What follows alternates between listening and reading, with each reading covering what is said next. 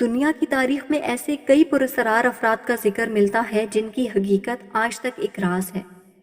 یہ اشخاص بغیر کسی شناخت کے دنیا کے سامنے آتے ہیں، تاریخ میں جگہ بناتے ہیں اور پھر اچانک غائب ہو جاتے ہیں۔ ان کے بارے میں کوئی نہیں جانتا کہ وہ کون تھے اور کہاں سے آئے اور کہاں چلے گئے۔ انہی پراسرار لوگوں میں سے ایک نام ہے گرین چلڈرن آف وولپٹ۔ 12ویں صدی عیسوی میں دو عجیب و غریب بچوں کا تذکرہ ملتا ہے جن کا رنگ حیرت انگیز طور پر درخت کے پتوں کی طرح سبز تھا۔ کنگ سٹیفن کے دور میں انگلینڈ کے علاقے سفولک کے گاؤں وولپٹ میں فصلوں کی کٹائی کے وقت دو عجیب و غریب بہن بھائی گاؤں والوں کو ایک بھیڑیے کی گڑھے سے ملے۔ یہ عجیب و غریب زبان بولتے تھے اور پرندوں کی غذا دانا وغیرہ کھاتے تھے۔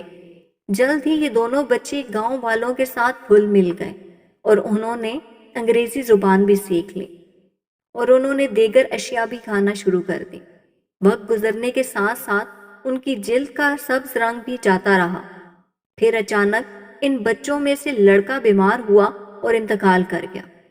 لڑکی نے جب انگریزی زبان سیکھ لی تو اس نے بتایا کہ ہم سینٹ مارٹن لینڈ نامی جگہ سے آئے ہیں جو زمین کے نیچے واقع ہے۔ اس جگہ سورج کی روشنی نہیں پہنچتی اور وہاں سب کچھ سبز رنگ کا ہوتا ہے۔ وہاں پر تمام لوگ بھی سبز رنگ کے ہی ہوتے ہیں۔ جب لڑکی سے اس جگہ پہنچنے کے بارے میں پوچھا گیا تو اس کو کچھ یاد نہیں تھا کہ وہ کیسے اس گاؤں میں پہنچے۔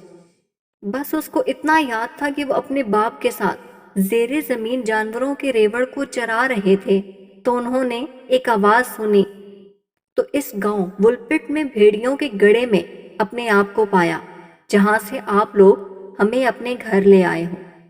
لڑکی بھی کچھ عرصہ زندہ رہنے کے بعد موت کا شکار ہو گئی، لیکن ان کی اصل حقیقت کے بارے میں کوئی بھی نہیں جان سکا کیونکہ اس گاؤں میں ان کے والدین بھی موجود نہ تھے۔ کیا یہ کسی دوسری دنیا سے آئے تھے یا یہ بچے جھوٹ بول رہے تھے؟ اس سوال کا جواب ان کی موت کے ساتھ ہی گم ہو گیا اور آج تک یہ سب کچھ ایک راز ہی ہے۔ اس کہانی کو کچھ شعراء نے اپنی نظموں میں بھی لکھا ہے اور 1934 میں ایک ناول بھی ان بچوں پہ لکھا جا چکا ہے جس کا نام تھا گرین چائلڈ۔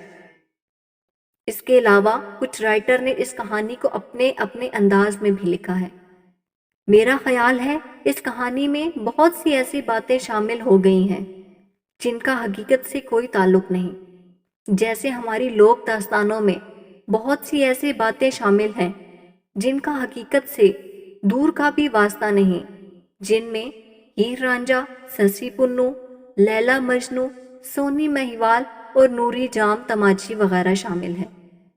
بہرحال ان کی اصل حقیقت اور ان کا یہ کہنا کہ وہ کسی دوسری دنیا سے آئے ہیں اور ان کا رنگ اتنا سبز کیوں تھا، آج تک یہ ایک معمہ ہی ہے۔